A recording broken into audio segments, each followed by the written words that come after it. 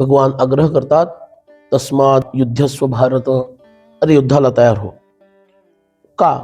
हतो वा प्राप्स्यसि स्वर्गम जित्वा वा भोक्षसे महीम, तस्मात उत्तिष्ठ कौंतेय युद्धाय कृतनिश्चयः. अरे तर मारला जाशील तर स्वर्गाला प्राप्त होशील, आणि जिवंत राहशील तर या पृथ्वीवर राज्य करशील. आणि म्हणून आता तू उठ आणि युद्धासाठी तत्पर हो.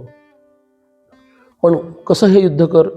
सुखदुःखे समे कृत्वा लाभालाभो जया जयौ, ततो युद्धाय युज्यस्व नैवम पापम अवाप्स्यसि.